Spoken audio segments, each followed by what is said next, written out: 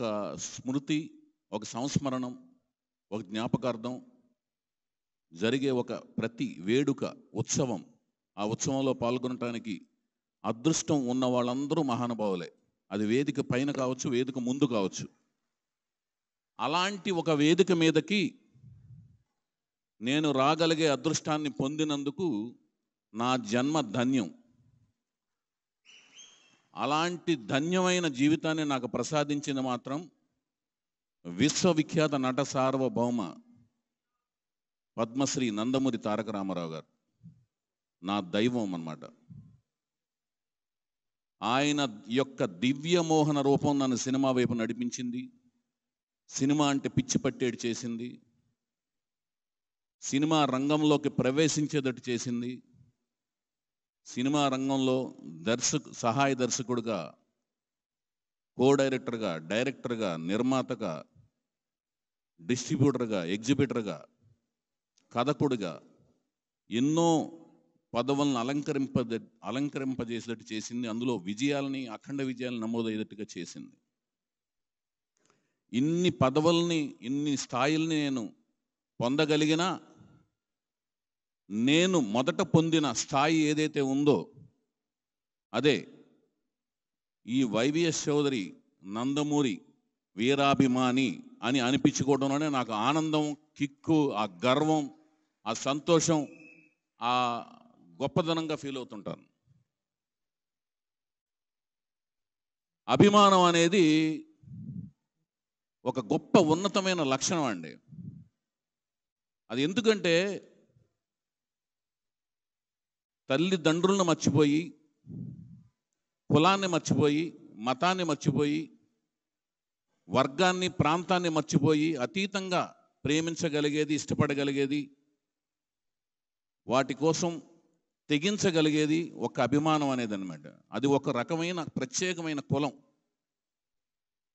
అలాంటి ఎన్నో మతాల నుంచి, అంటే రకరకాల మతాల నుంచి, రకరకాల కులాల నుంచి, రకరకాల వర్గాల నుంచి, రకరకాల ప్రాంతాల నుంచి అసంఖ్యాకమైన అభిమానులను సంపాదించుకున్న మహానటుడు, మహా మనిషి, యుగ పురుషుడు మన నందమూరి తారక రామారావు గారు. అలాంటి ఆయనకి, మహా నటునికి మనం అంతా అభిమానులు అవడం అనేది మనకి గర్వకారణం. ఆయనకేమో అది త్రిమూర్తుల్లాగా భావించిన బ్రహ్మ, విష్ణు, మహేశ్వరులు కలిగించిన ఒక కారణ జన్మ తత్వం. అది ఎలా అంటే, నేను చాలా సందర్భాల్లో ఇది చెప్పడం జరిగింది.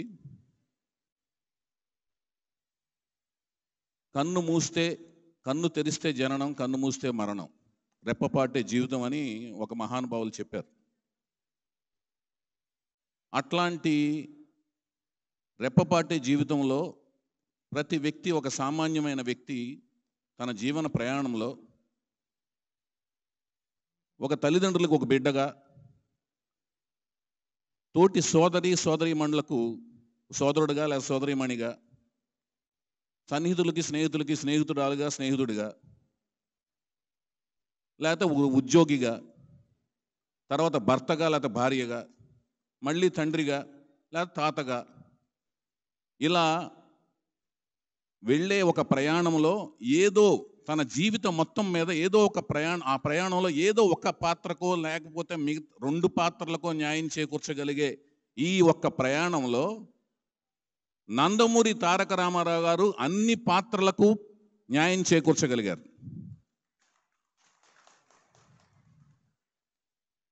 తన తల్లిదండ్రులకు చేదోడు వాదోడుగా ఉంటూ ఒక మంచి కొడుకుగా,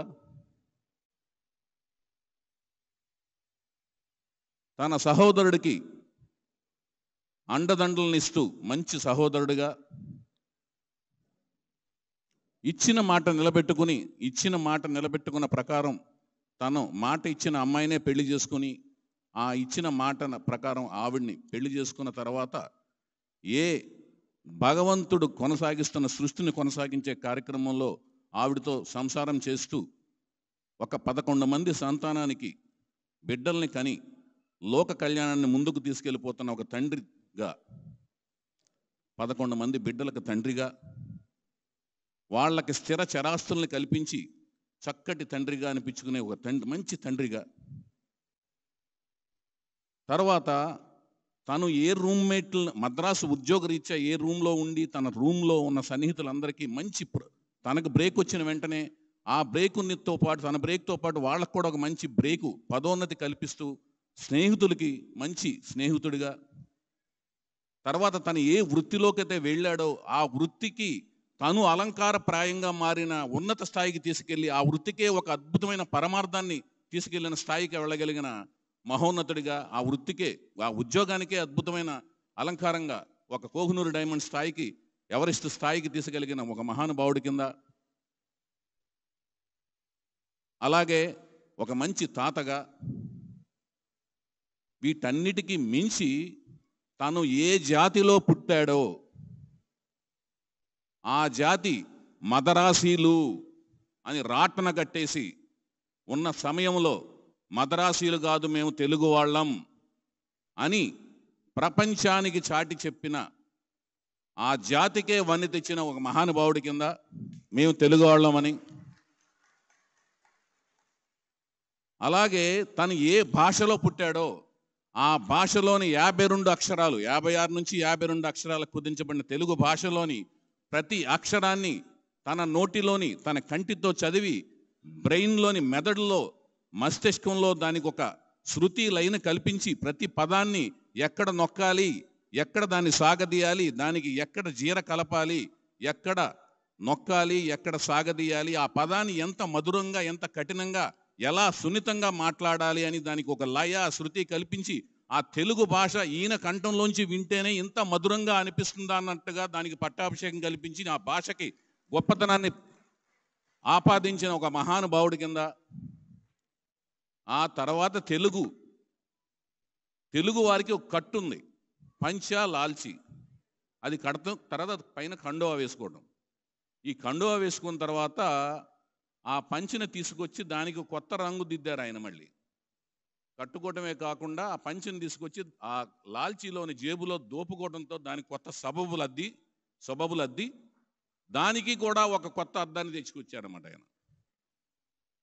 అంటే నేను చెప్పిన పాత్రలు అన్ని పాత్రలకి న్యాయం చేకూర్చడమే కాకుండా జాతికి, భాషకి, సంస్కృతికి, వీటన్నిటికి మించి హైందవ సంస్కృతికి, సంప్రదాయాలకి ప్రతీకలుగా నిలిచిన రామాయణ, భారత, భాగవతాల్లోని పాత్రలకు సజీవ రూపకల్పన చేసి మన కళ్ళ ముందు వెండి తెర మీద కదలాడి శాశ్వతమైన ముద్ర వేశారన్నమాట. అందుకనే మేము అనుకుంటున్నాం, అభిమానులు మనం అందరం ఇది 55 ఏళ్ల వసంతాలు చేసుకుంటున్నాం మనం. రైలుపేట ఫ్యాన్స్ అంటే చాలా సగర్వంగా, మేము ప్రపంచవ్యాప్తంగా ఉన్న రామారావు గారి అభిమానులందరూ గర్వంగా ఫీల్ అయ్యే ఫ్యాన్స్ ఏదైనా ఉందంటే రైలుపేట ఫ్యాన్స్, గుంటూరు ఫ్యాన్స్. బ్రహ్మ విష్ణు మహేశ్వరులు స్వయంగా కూర్చుని ఈయన కృష్ణుడు వేస్తాడు, రాముడు వేస్తాడు, శివుడు కూడా వేస్తాడు. కాబట్టి అన్నీ చక్కగా సమపాళ్ళలో దిద్ది స్వయంగా వాళ్ళ ముగ్గురు శ్రద్ధగా కూర్చుని రూపకల్పన చేసి పంపించారు ఈ భూమి మీదకి. అందుకనే ఆయన అంత అద్భుతంగా ఉన్నారన్నమాట, అంత శ్రద్ధ కల్పించారన్నమాట. ఆయనని ఏ రూపంలో చూపించినా కూడా, ఎటు తిరిగినా కూడా చక్కగా అద్భుతంగా కనబడే విధంగా ఉన్నారు. అలాంటి ఒక మహానుభావుడికి అభిమానులు అవ్వడం అదృష్టంగా భావిస్తూ, సమయాభావం ఉండటం వలన నేను ఇంతకంటే ఎక్కువ మాట్లాడకూడదని